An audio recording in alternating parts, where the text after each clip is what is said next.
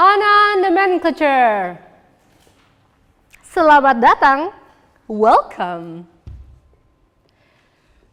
Paul Gauguin, Annah la Javanese, Annah the Javanese, or Aita Tamari Vahine Judith te Parari, the child woman Judith is not yet breached. Oil on canvas, 1893 or 1894, or 45¼ by 31½ inches, 116 by 81 centimeters, private collection. I want you to be safe. I want us to be safe. Content warning, the intertwining of many different kinds of harm. If you feel at all too uncomfortable, you have my permission to leave. Really, kalau mau minggat silahkan ya. Kalau terlalu disturbing. Annah? Annah udah bangun? Annah, this is a song that I think you probably sang if you were a hearing and speaking kid. They always assume you were a hearing and speaking kid. That's not how we're communicating, so it's okay. This is a song I've sung since I was a very small Javanese girl. Chu blat suwang. If you know the lyrics, anybody, feel free to sing along, okay? Chu blat suwang, suwang e tenggal enter, mambu ketundung gudel, pa empolera lere sopong guyung dele ake sir, sirpong dele kopong sir, sirpong dele kopong. Thank you. Annah udah bangun? Udah bangun belum? Annah, I'm gonna have to call you in, okay? Because I have to tell you what they've been saying about you. I hope that's all right. The Book of Annah.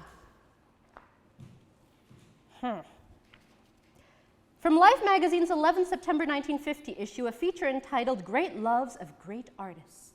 The only favor fortune ever bestowed on the hunger-worn vagabond painter Paul Gauguin greeted him on his return to France from Tahiti in 1893. At home, Gauguin found himself in possession of 13,000 francs left to him by his uncle, who, he said, had the good sense to die. Reveling in this unexpected windfall, part of which he sent to his wife and children in Denmark, the artist set himself up in a bizarre studio in Paris. There he installed a bronze-skinned Javanese girl named Annah, whom he had met in Montmartre. And there he painted her like a South Sea queen on a blue throne, while his pet monkey leaped about the room and hung from the doorway, on which was inscribed in Tahitian words, "Here there is love." Later, Gauguin took Annah and the monkey off to Brittany, where, in a fight with some sailors, the painter was seriously injured. While he was recovering, Annah slipped away to Paris, looted his studio, and disappeared. Bitter and once again impoverished, so says Life magazine 1950, Gauguin sailed away to Tahiti, where he was to die, diseased and abandoned, 8 years later. Let's get this right. There's you, and you're the only one of all the girls he's painted that's Javanese. And there's Judith, the child girl Judith has not been breached. That's in the title. Let's see, Book of Annah, and she's also written of as around 13, age of consent. The age of consent in France at the time of your painting was 13. Nearly every single source says you both were around 13. And supposedly here there is love. Nobody I know wrote about you being born. Nobody I know wrote about your family or having any friends other than. Who could be your friends? Aku seorang kapiten. Ayo teman-teman. Aku seorang kapiten, mempunyai pedang panjang. Kalau berjalan hap, hap, hap. Aku seorang kapiten. M.I. Cohen, 2007, the narrative of Annah is embodying potentially the most intimate moment in the 19th century European colonial desiring of Java. Paul Gauguin took a girl of about 13 years of age. He called Annah la Javanaise as a domestic servant. A domestic servant. Annah lived in Gauguin's Paris flat, and it is believed that Annah was also his mistress. Annah was, in fact, Eurasian, Dutch Javanese brought to Paris from Southeast Asia by the opera singer Nina Pak and found by Gauguin's art dealer in the streets or brothels of Montmartre. Gauguin showed no desire to see Java through Javanese eyes. The closest he got to Java was to compel a domestic servant to assume its trappings. Were you half Dutch, half Javanese, Annah, orang Indo?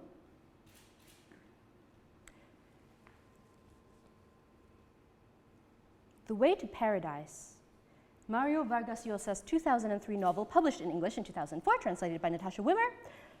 Annah from Java. It's a whole chapter. Paris, October 1893.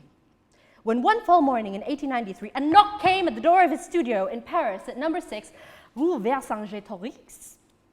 Paul stood open-mouthed in astonishment. The tiny, dark-skinned woman-child in front of him was dressed in a tunic like the habit of a sister of charity, with a little monkey on her arm, a flower in her hair, and around her neck a sign that read, "I am Annah from Java."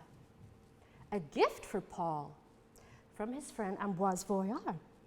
As soon as he saw her, before he had even recovered from her bewilderment at receiving such a present from the young dealer, Paul wanted to paint. Annah, listen to what Mario Vargas Llosa wrote. Where was she from? Impossible to know. When Paul asked her, Annah told him a story riddled with so many geographic contradictions that doubtless it was all a fabrication. Maybe the poor girl didn't even know and was inventing a past as they spoke, revealing her prodigious ignorance of the planet's countries and continents. Salveson writes, Gauguin was riveted by the performance of Javanese dancers. He remarked to a colleague, "My photographs of Cambodian art are rediscovered verbatim in these dances." In fact, the photographs in question that Gauguin owned depict reliefs from Borobudur in the then Dutch colony of Java in the East Indies. This underscored both Gauguin's confused notion of imperial cartography and the success of the French campaign to create widespread public appreciation of its own recently won colonies. A resource calling itself the Web Gallery of Art says, when Gauguin returned to France in August 1893, penniless and sick, he settled in a studio in Paris with Annah the Javanese, a mulatto, whom he had found wandering in the street and who soothed his nostalgia for faraway lands and races.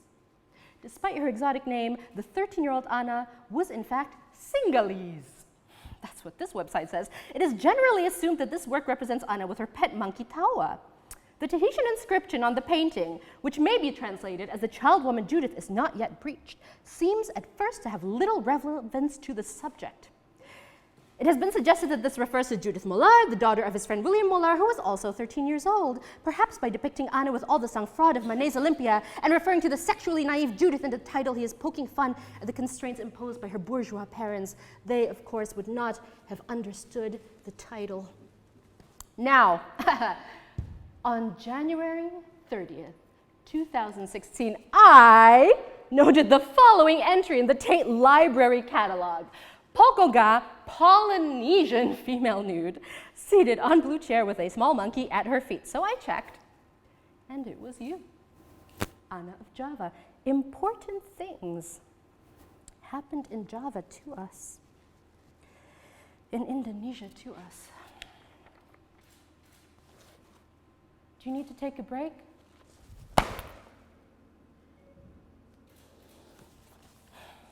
Javanese, Eurasian Javanese, Eurasian Dutch Javanese, mulatto, Sinhalese, Polynesian, half Indian, half Malayan, confused. Are these all the same you? Were there so many of you, they simply couldn't tell us apart? Can't they tell you apart? From Race and the Education of Desire by Anne-Laura Stoller. Here's a gynecological study. It's a book called Women in Java, published simultaneously in Semarang and Amsterdam by a Dr. C.H. Stratz, 1897. The study is introduced with an analysis of different races, of those colored who morally lag behind those of the pure race, and of the Javanese who are very indolent, fearful, without initiative, and who have an entirely different understanding of lying and cheating than Europeans do. We have been read. Javanese women of the Hindu and Malay type share many common characteristics. Those finely built limbs to the hyperextension of the elbow joints, to the shape of the fingers, legs, feet, toes, and to the this is such a burn, to the extremely limited development of the calves. I have fucking ginormous calves. This is from 1897, a characteristic that Javanese share with all Oriental peoples.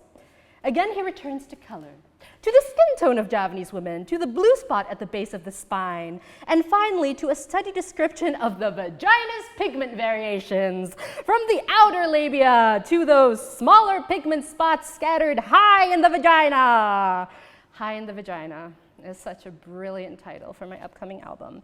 Nowhere is Stratz on, as it were, more firmly pleasurable and knowing ground. Commenting again on the lack of hair around the clitoris, he instructs his readership to a particularly clear view of this in a photograph he provides. But there's nothing clear at all, and this is just the point. He notes that white women are surrounded by a bevy of servants who spare them hard or exerting physical labor outside the home, and within it they have, he notes, the time to keep themselves pure and clean, and yet the white woman on Java was very far behind her European sisters.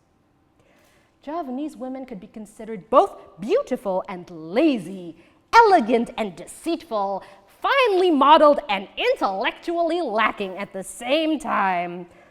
To be physically underdeveloped, so many air quotes, and libidinally oversexed, no such thing, was not an oxymoron. Do you need to take a break, Anna? Anna, I don't know if you were alive for this, but I'm going to have to tell you what happened to us. Anna, kalau takut nggak apa-apa ya. This is a picture of my mother at her elementary school in Jakarta, circa 1965-66. She's bottom row, fourth from the right. That's her. And I'm about to sing you part of a women's song, a workers' song that has been banned for 3 decades and is still not the safest song to sing back home. You know, we had a women's congress in the 1920s, and it was against polygamy for equal rights, and they killed the singing, Genjer, Genjer. Genjer, Genjer, nang kedoan, pating keleler. Genjer, Genjer, nang kedoan, pating keleler.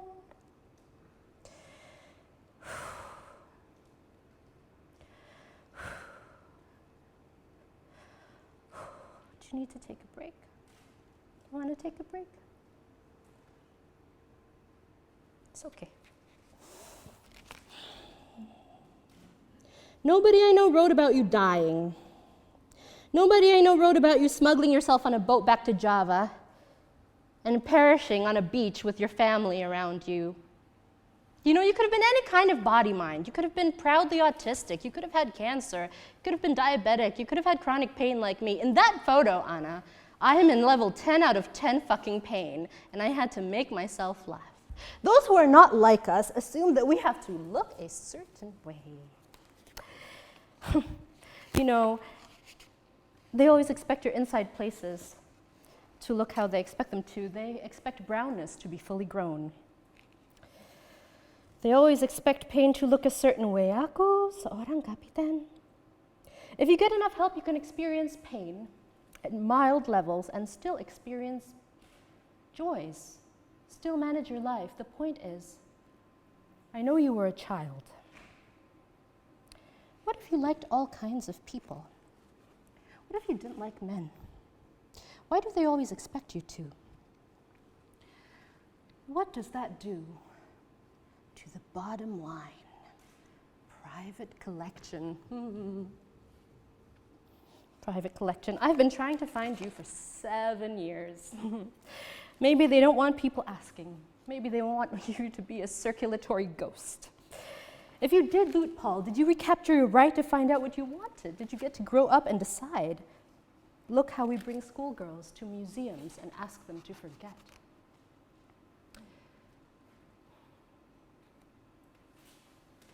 And now, Anna, we come full circle to this song we've both been singing since we were very small, and it's from 1442, by the way. Do you know what it means? Let me teach you. Cublat, cublat, suwang. There are places for earring treasures. Suwang ngeteng gelenter. Earring treasures strewn about everywhere. Mambu ketundung gudel. Like oxen calves. People sniff around looking for them. Pa bolera lere. Ignorant people looking left and right. Sopong guyun deleake. But the person who finds them, who keeps them, is laughing. Sir, sir pong dele kopong, sir pong dele kopong. The person who has the treasures is the person with an empty, pure heart. An empty, pure heart. Yuk sekali lagi yuk. Cublak suweng, suweng tenggel lenter, mambu ketudung gudel, pak empolera lere sopong guyun dele ake sir pong dele kopong, sir pong dele kopong. Thank you all so much for coming. That was Annah Nomenclature.